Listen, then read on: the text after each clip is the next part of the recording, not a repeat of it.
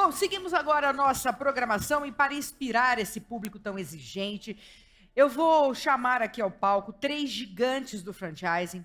São alguns dos maiores multifranqueados do Brasil que vão bater um papo, trazendo as dores, as dicas, os ensinamentos que tiveram durante a sua trajetória como empreendedores.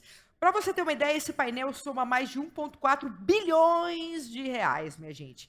Vamos então montar o nosso palco e deixar tudo pronto para essa conversa. Já está montado, inclusive.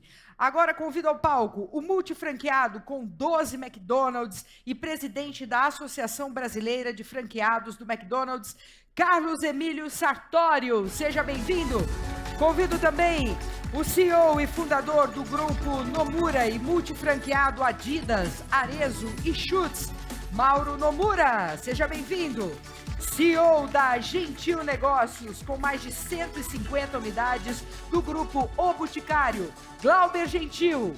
E para mediar essa rica conversa, eu convido a editora-chefe de Pequenas Empresas, Grandes Negócios, Mariana Iwakura.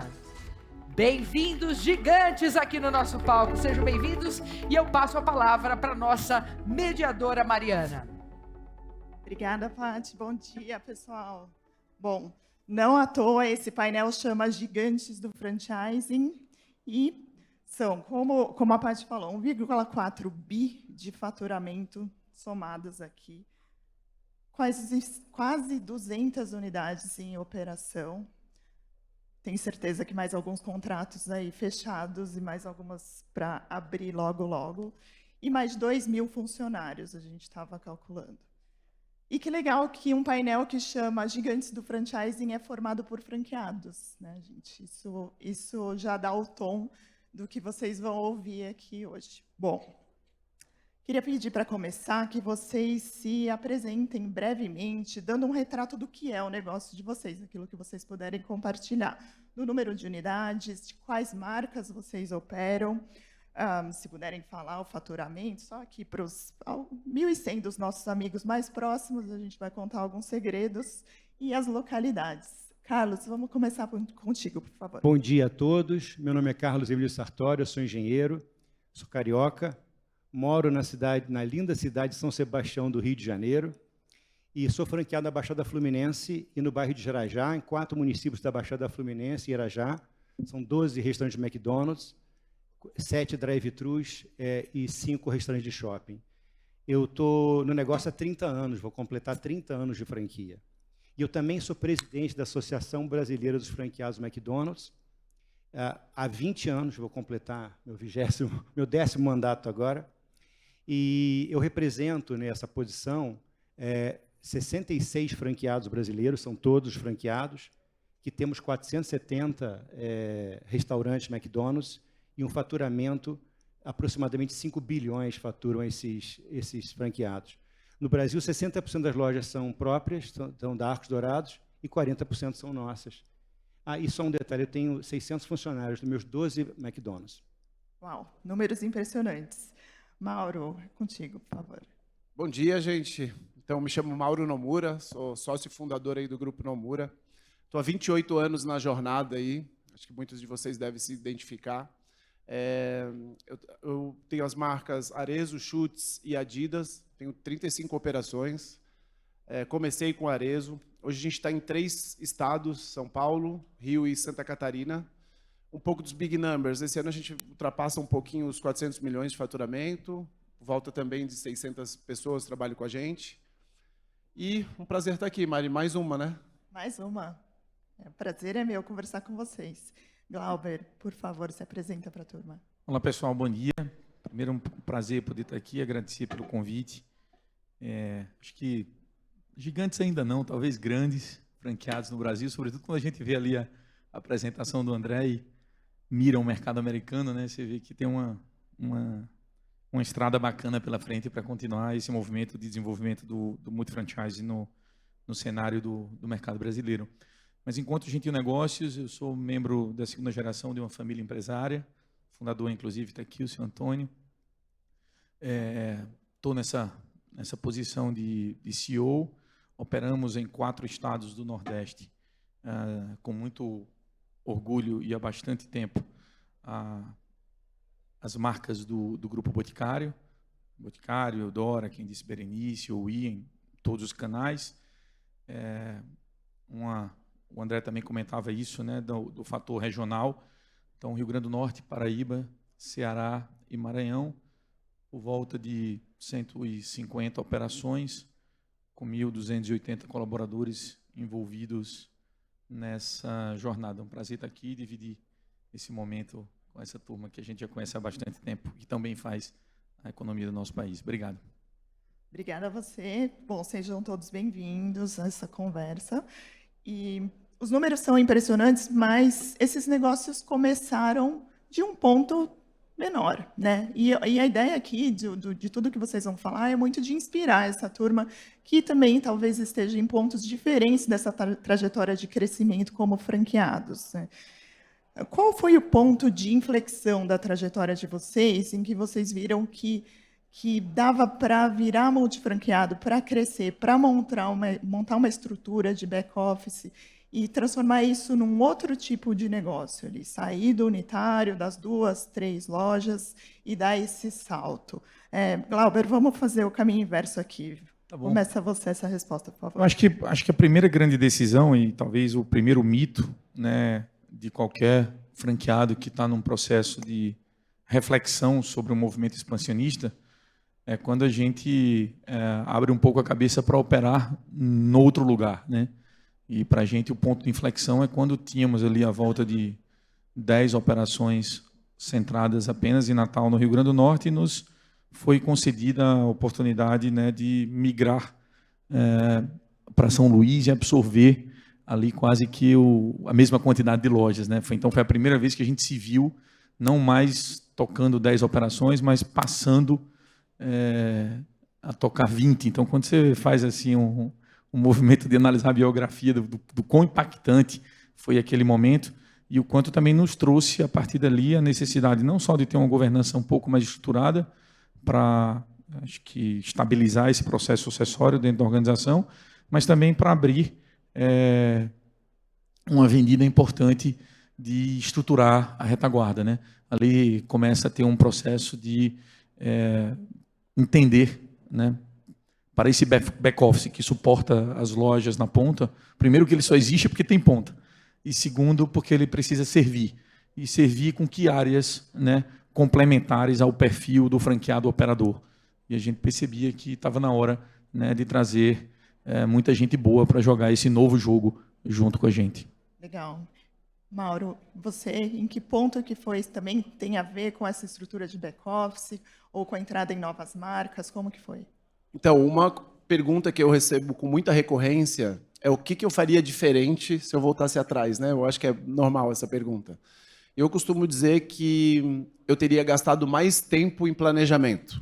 E aí a palavra planejamento pode ser sofisticada para planejamento estratégico, pode ser popularizada como onde você quer chegar, porque eu vejo hoje muito o sistema de franchising é quase que um elefante numa loja de cristais.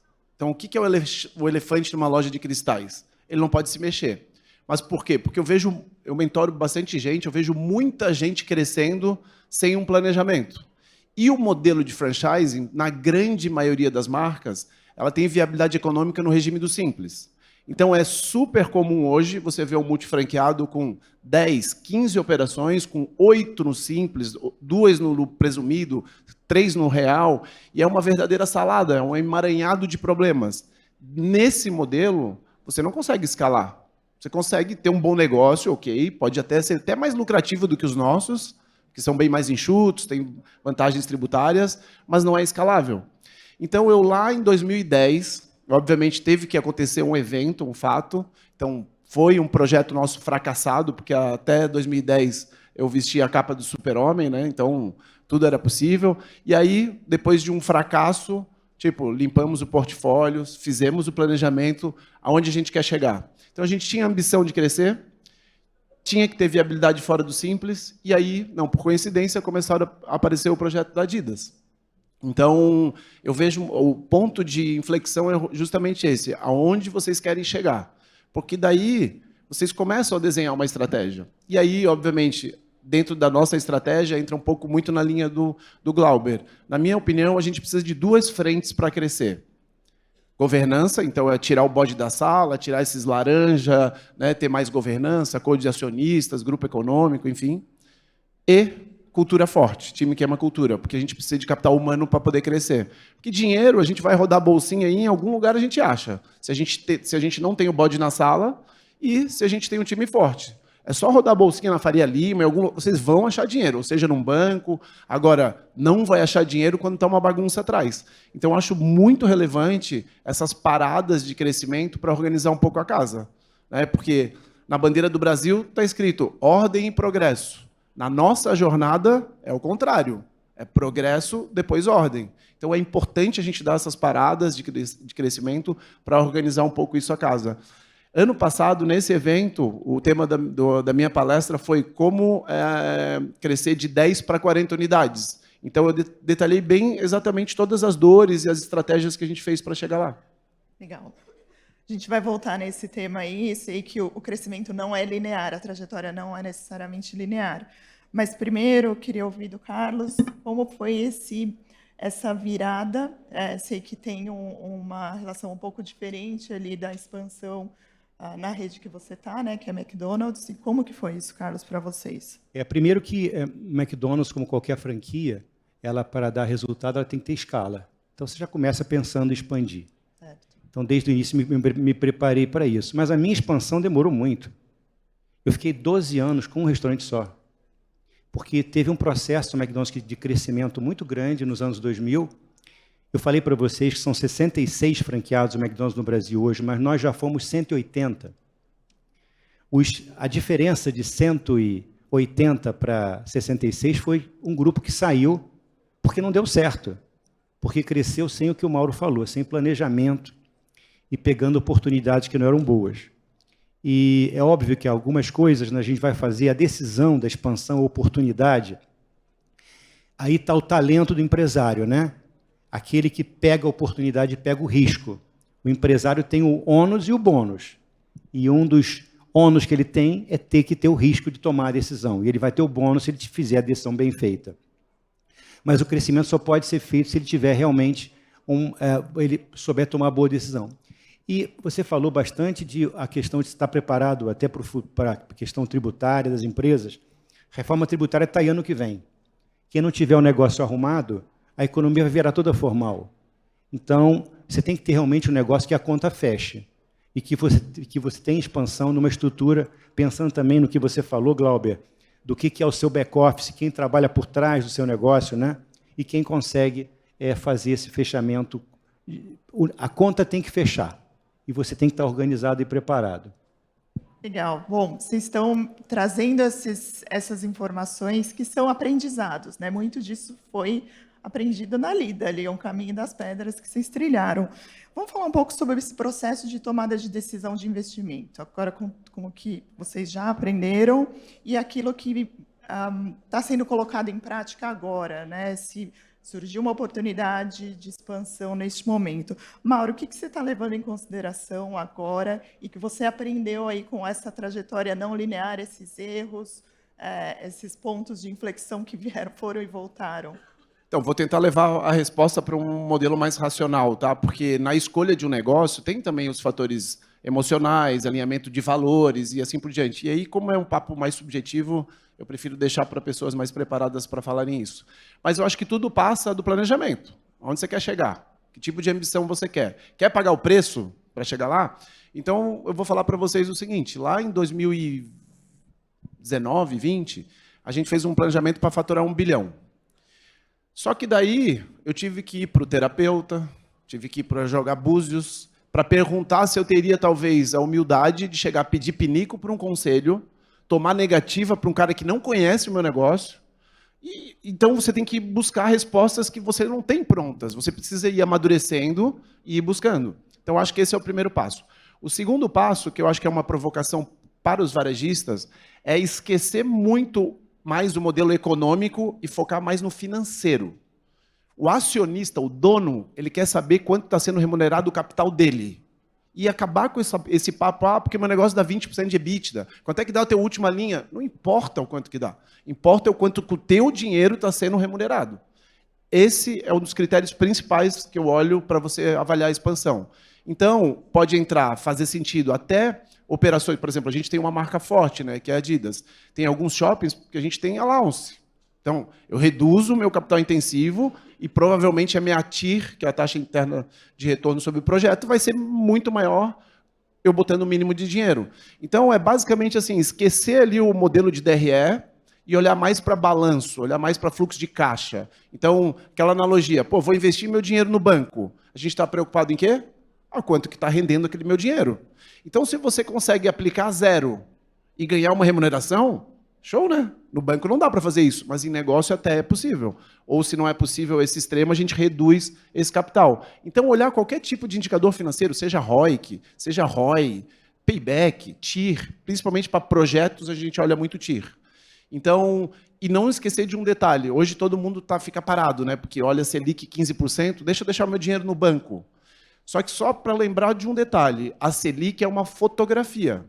O filme da Selic é 10, 9, 10, 8%.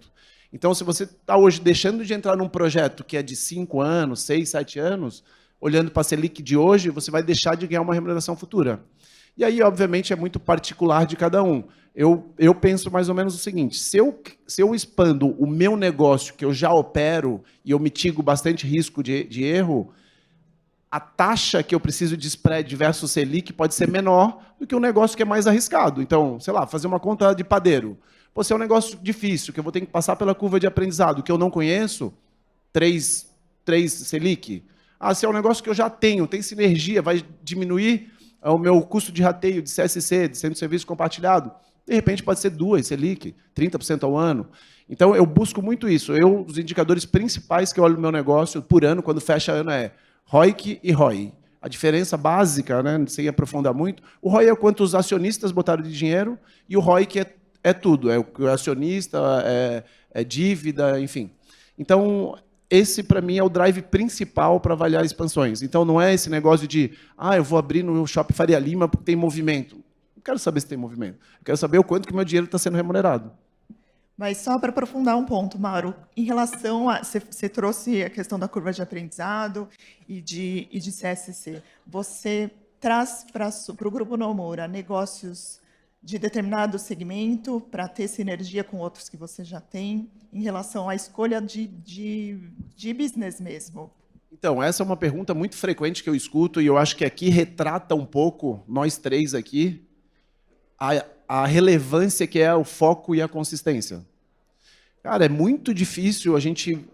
você ter 8 marcas, 7 tipos de BUs, é muito complexo, porque a curva de aprendizado é longa e é difícil você saber fazer tudo. Então, hoje, uma das grandes virtudes que eu vejo do meu negócio, que eu consegui criar um negócio que tem uma certa escala, né? 400 milhões de faturamento é uma empresa média, sem ser muito complexo. Eu tenho 35 lojas, não é tanta loja assim, não é muito complexo, é muito alavancado pelo negócio da Adidas, então eu deixo o meu negócio mais simples de gerenciar o dia a dia. Agora, se eu tivesse 400 milhões de faturamento em 6 BUs, 6 tipos de marcas, fica cada vez mais complexo, né? Sim, sem dúvida. Legal. Albert, você falou mais cedo sobre... Você trouxe a palavra governança, e eu sei o quanto isso é importante para o negócio de vocês, que é um negócio familiar, e vocês já deram alguns passos para instituir práticas de governança corporativa. Conta para a gente quais foram esses passos e como vocês lidam com a família no negócio. Nós somos 4 gerações, né? Quando a gente chama ali o genograma, do mesmo jeito que a companhia tem um organograma, na família temos um genograma. E aí você tem os 22 membros, apenas 3 deles estão ali nos 3 eixos, né, do que é seu acionista, do que é seu executivo e do que é o seu membro da família. Acho que daí já é um ponto importante para a gente, enquanto família empresária, fazer a melhor alocação dos ativos possíveis dentro da estrutura do negócio e fazendo alinhamento por competência. E olhando sempre como uma passagem de bastão. e profissionalizar a companhia para isso, né? Desde um RP mais robusta para dar a informação necessária em tempo preciso, os conselhos formados, não só o de família, mas a Assembleia de Sócios, que define o tema que o Mauro trouxe há pouco, o próprio Conselho Consultivo com membros independentes, trazendo cada vez mais pautas complementares, né? O Guga esteve lá atualizando o nosso conselho, né, de suas últimas viagens. Então, acho que ter um olhar, né, para a governança também é uma forma da gente passar uma mensagem importante para a franqueadora sobre o quanto você está preparado para uma relação recíproca, mas também longeva, né? E isso acaba sendo um fator de decisão para um tema que foi falado agora há pouco, que é de crescimento. Então, quando a gente vai olhar quais são os gatilhos essenciais, né? Claro que performar faz parte, claro que time com cultura faz parte, mas o quanto você está... o quanto essa relação é longeva e sustentável, né? Eu estou nessa posição, mas já trabalhando para que, né, daqui a algum tempo, um membro da terceira geração que está dentro do negócio, que é um desses três, possa se habilitar para essa função. Esse crescimento inorgânico, ele puxa muito, né? Que você falou na última pergunta sobre os fatores de decisão. Então, no nosso caso, isso também é um capítulo da governança, não só revelar o propósito e fazer a comunhão de valores, mas ressignificar a visão do negócio.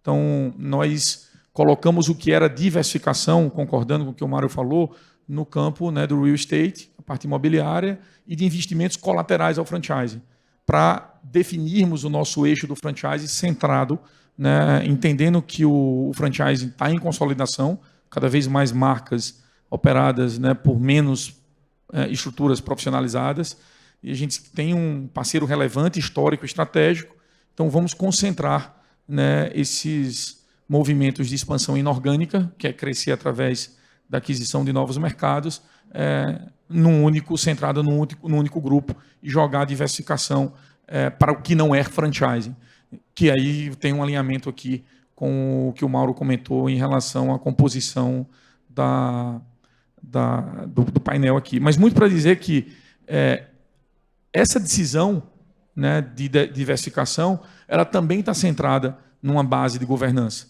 né? Porque se você tem os conselhos estruturados para clarificar essa divisão e tem cabeça boa e consegue fazer rodar todos esses papéis, a companhia acaba ganhando muito. E a gestão que está ali, né, o CEO e os C-levels, ter uma boa escuta, né, para poder tracionar e executar a melhor estratégia, isso também tempera bem essa agenda de crescimento inorgânico. Legal. E como você falou, isso muda um pouco, não um pouco, bastante a conversa com o franqueador, né? E vocês, na medida em que foram crescendo como multifranqueados, esse patamar também muda na relação com o franqueador, né? Carlos, queria passar para você, trazer para a gente quais são as boas práticas do bom relacionamento mesmo com o franqueador, para que não só o franqueador possa crescer, né? A rede dele está se expandindo, mas o seu negócio também, né, cresça. Veja, a base de uma franquia bem-sucedida é você ter um franqueador que acredite que os dois lados têm que ganhar. Isso assim, se você identifica na tua franquia que o teu franqueador não tem esse pensamento, sai fora. O McDonald's, nosso fundador, o Ray Kroc, ele errou muito no princípio, ele só foi começar, muitos devem ter visto o filme, ele só começou a ter, ele foi começar o McDonald's com 56 anos de idade. E ele, a franquear o McDonald's, que ele foi um franqueado também, depois que ele comprou a marca, mas ele dizia que o McDonald's vai ter sucesso se os franqueados forem ricos. Se eu tiver franqueados ricos, eu tenho sucesso. Se meus franqueados estiverem pobres, eu não tenho sucesso. Então, o sucesso, ele é feito pelo franqueado e o franqueador estando alinhados. A gente fala que o McDonald's já tem uma história longa e tem... Desculpa falar de McDonald's, mas é o exemplo que eu tenho para dar. Tem uma história longa e tem fases em que a direção optou pelo que a gente chamava de command and control, comando e controle, em vez do que é a melhor prática, que é cooperation and alignment, quer dizer, cooperação e alinhamento. Quando o franqueador e o franqueado têm cooperação e alinhamento, tudo funciona. Mas eu acho que o franqueado também tem um papel muito importante nisso, que é, toda franquia tem que ter um conselho de franqueados. Tem que ter uma associação de franqueados. Eu presido há 20 anos a Associação dos Franqueados do McDonald's. Quando eu assumi a associação há 20 anos, nós éramos 66 franqueados com 120 restaurantes, total. Hoje nós somos os mesmos franqueados, basicamente, agora alguns filhos sucederam os pais, e temos 470 restaurantes McDonald's no nosso grupo. Isso foi feito como? O franqueador entende que o franqueado tem que ganhar e nós entendemos que o franqueador tem que ganhar também. Isso nem sempre foi fácil. Já teve épocas que a gente teve que discussões mais acaloradas, mas se tem boa intenção de ambas as fases, isso vai adiante. E uma outra coisa importante, o franqueado tem que procurar participar das grandes decisões, dividindo com o franqueador, procurar fazer grupos estratégicos para trabalhar nas soluções. Ninguém mais sabe lá na ponta o que está acontecendo do que o franqueado. E se o franqueador sabe ouvir isso, ele vai ter um sucesso muito grande. Agora tem que ter muito bom senso. Ambas as partes a saber assim, todo mundo tem que ganhar, né? E aí vai ter uma franquia realmente de sucesso. Isso passa por levar dados mesmo, levar um planejamento estratégico, fazer um desenho de onde... Isso tem que ser dividido entre o franqueador e o franqueado. O franqueador tem que falar onde ele quer chegar e para o franqueado poder participar e se preparar também. E eu repito, a experiência, o franqueado... Às vezes tem franqueados que são pessoas que foram executivos, têm larga experiência, e eu vejo na convivência que eu tenho com outros empresários, que tem franquias que não usam essa experiência. E isso é fabuloso. Os franqueadores, o McDonald's usa bastante, isso está num estágio muito bom de evolução, ele usa muito a informação do franqueado para se retroalimentar. E tem coisa que só o franqueador sabe, né? Só ele sabe direcionar, e as duas partes é que somam. É uma soma vetorial. A soma desses vetores, a resultante, vai ser sempre mais poderosa. Legal. Isso passa também por... Você trouxe agora esse funcionamento em rede, né, Carlos? Isso de compartilhar os aprendizados, as vitórias. Mauro, como que você faz isso de até poder disseminar esse conhecimento para outros franqueados que possam crescer e aprender com aquilo que você aprendeu errando no passado, para que os erros possam ser novos, não os mesmos? Você fala de network fora business, né? Sim, e também dentro do negócio, se isso for estruturado nas redes que você opera, mas fora também. Eu não entendi como que eu transmito, seja fora ou dentro. Uhum. Então, até estou vendo aqui, se puderem compartilhar, eu queria fazer um jabá aqui. Eu tenho uma mentoria que se chama Uma Comunidade Nova Era do Varejo. Então, está aqui o QR Code. Tem um bônus especial aí de R$1.000 para quem quiser. A gente tem 5 módulos de conhecimento, dividido em RH sustentado por tecnologia e orientado por dados, financeiro estratégico, uma de estoque inteligente, uma de marketing on e offline e um de operações comerciais. Então, são 5 módulos e mais esse encontro da comunidade.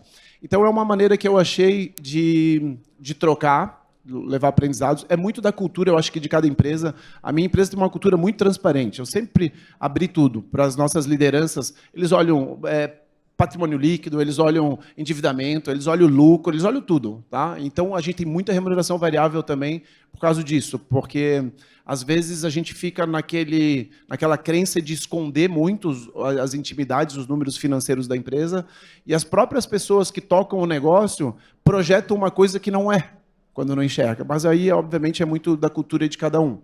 Então, durante as mentorias, nossa, eu aprendo sem parar, Mari, sem parar, porque eu me identifico em alguns erros que eu estava fazendo e aprendo com eles algumas coisas que eu nem tinha me tocado que eles estão fazendo. Então, eu acho que essa troca, ela dá uma oxigenada sempre, sabe? E essa comunidade é muito legal, porque os próprios membros dão dicas um para o outro, porque se identificam os momentos que estão passando.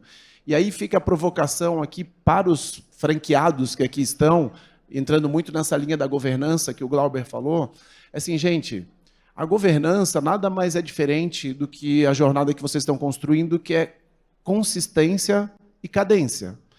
Nós aqui do Grupo Nomura, a gente tinha alguns objetivos tão distantes lá em 2018 que eu achava que era a mesma coisa a gente sair dessa sala, pegar um disco voador, dar uma voltinha em Netuno, passar em Plutão e voltar. Que era missão impossível. Uma delas era balanço auditado. Nosso balanço era esquizofrênico, gerencial, com contábil, nada batia com nada. E eu falava, nós não vamos conseguir nunca auditar. Já auditamos desde 2023. Inventário, controle de estoque, que é uma dor latente aí para todo varejista. A gente tem 99,8% de curiosidade de estoque. Isso aí, para mim, era missão impossível há 7 anos atrás. Então, qual que é o meu aprendizado?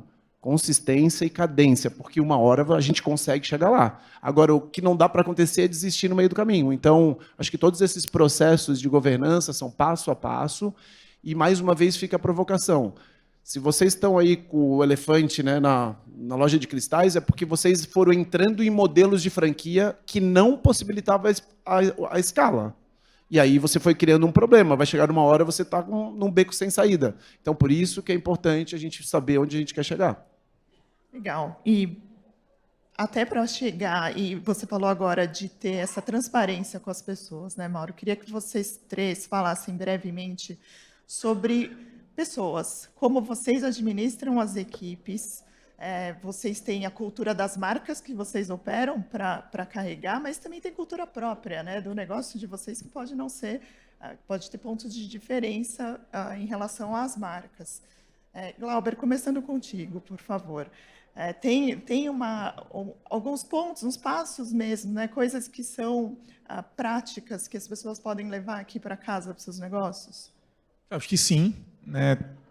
Nós tivemos a oportunidade, né, de, primeiro, clarear quais são os valores que regem os comportamentos na companhia, né? E também de onde eles vieram, né? Por que esses valores nos trouxeram até aqui. E poder da tecnicidade, através da avaliação de desempenho, ao que significa cada um desses valores para a organização, a gente consegue também medir as competências e a evolução do nosso time, e também a meritocracia embarcada, né, nesse desafio. Se existe, de um lado, né, isso é um gráfico matemático, né, você tem um eixo chamado performance e um eixo chamado cultura, e quando a gente usa essa ferramenta, consegue claramente saber quem está ali no 9º quadrante, né, quais são as pessoas mais alinhadas em performance e quais são as pessoas mais alinhadas em cultura. Porque a cultura isolada, né, não promove desempenho, e o desempenho isolado é aquele atleta, né, detrator da cultura.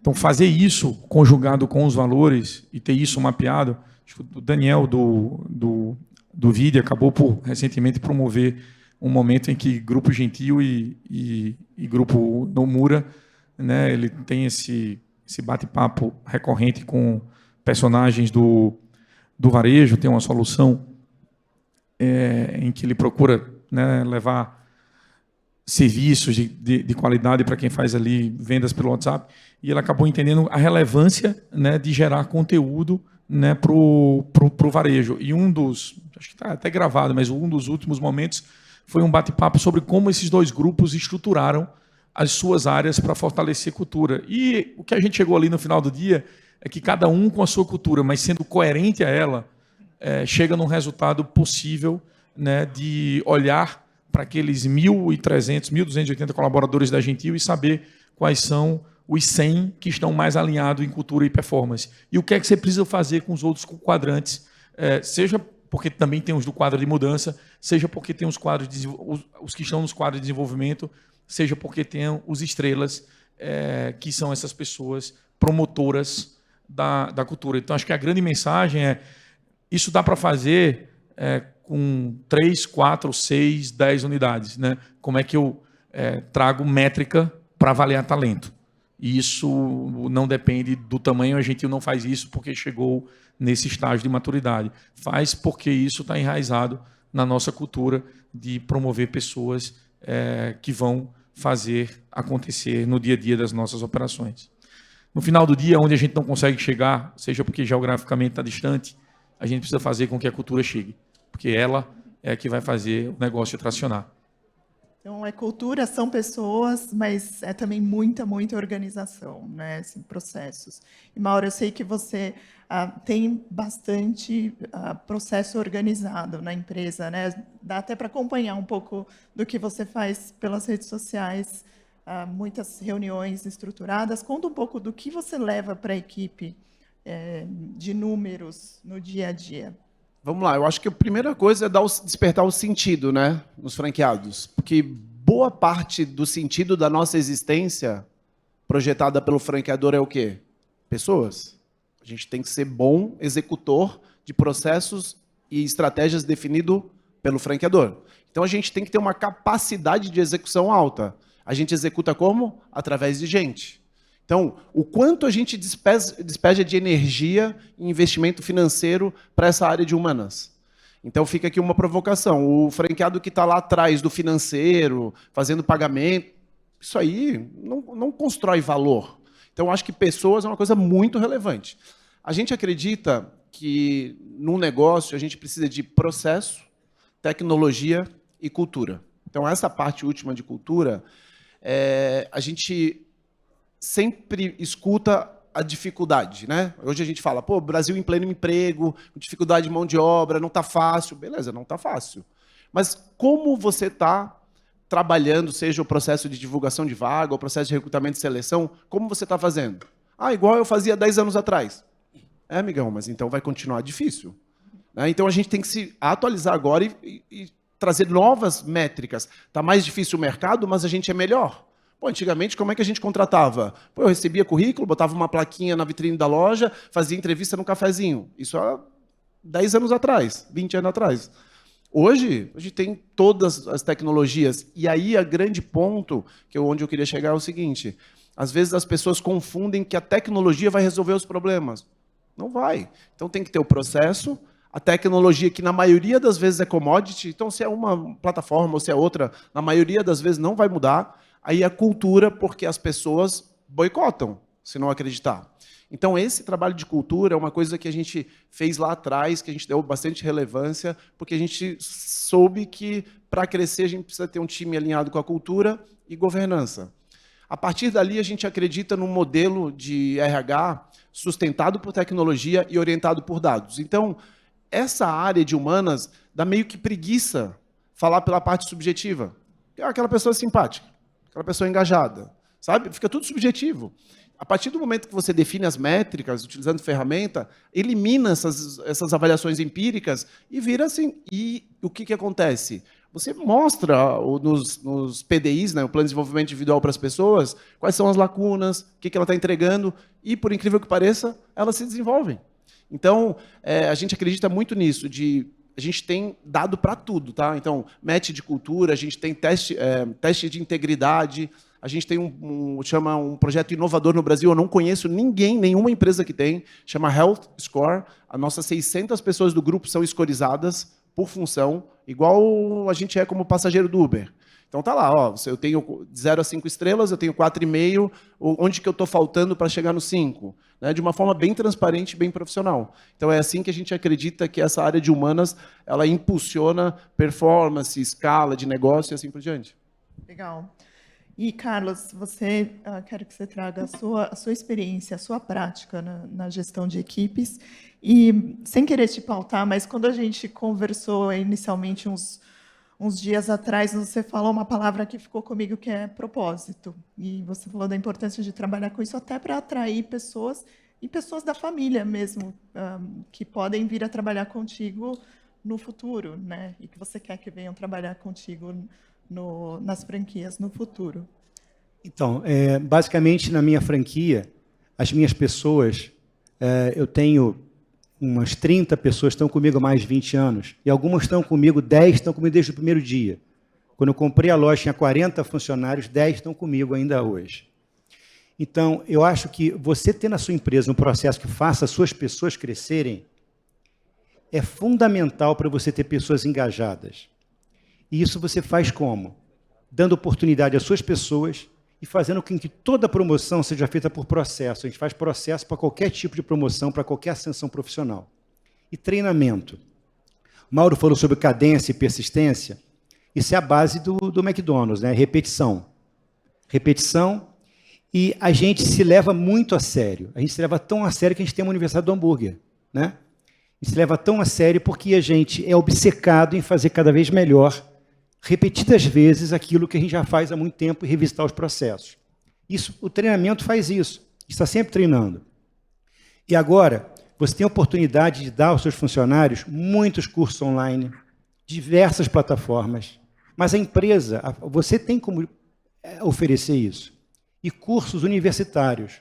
Tem cursos online, às vezes você olha e fala, gente, mas esse curso, você não imagina como para uma pessoa que não teve formação universitária, um curso universitário online vai mudar o patamar dessa pessoa, vai fazer ela estar outra. Eu tenho um centro de treinamento, eu tenho o meu treinamento, eu tenho o treinamento do McDonald's, eu tenho o meu também adaptado, porque cada franquia tem a sua cara, tanto a sua cara para pessoas com seus valores, quanto também o seu treinamento. E eu desenvolvo com as minhas pessoas esse treinamento. Vocês não imaginam como alguns jovens, depois de 10 anos, treinando, eles estão dando aula, se parece que esse cara fez o mestrado. E foi a formação que você deu para eles. E sobre o que você falou do início. Propósito. Propósito é uma palavra que move as pessoas bem-sucedidas. Só é bem-sucedido quem tem propósito. Porque você tem que fazer aquilo que você gosta. Eu estou aqui hoje, eu vim do Rio para cá, porque eu gosto de falar de franquia. Porque eu gosto da minha marca. Porque eu sou apaixonado pelo meu negócio. Porque eu vou todo dia para as minhas lojas na Baixada Fluminense e gosto, como minha esposa fala, chegar em casa cheirando hambúrguer. E isso é propósito. E se as suas pessoas estão engajadas nisso, se elas têm esses valores, como o Glauber falou, você tem uma empresa de sucesso. Então, você tem que conjugar isso. E muito tem também, isso tem a ver com o futuro desse país. Na gente falar para as pessoas, vamos fazer as coisas certas. Vamos fazer as coisas certas. Vamos parar de falar dos políticos, vamos fazer nas nossas empresas. Façam as coisas certas, falem a verdade, façam o processo correto. E isso vai passando para tudo, a pessoa passa a ser mais produtiva, ela passa a ser mais correta, né?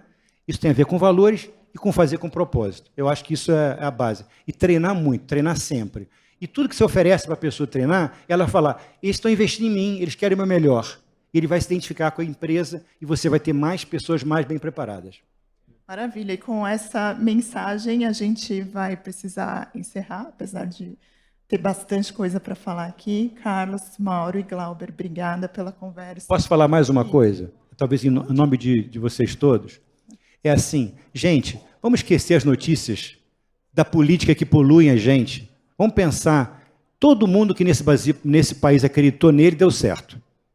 Tem que acreditar no país, né? Olha aqui, 1.100 pessoas numa sala falando sobre franchise, quantos eventos tem diferentes acontecendo. As pessoas querem dar certo no Brasil. A gente tem que acreditar no país e investir para o futuro dele. Obrigada, gente.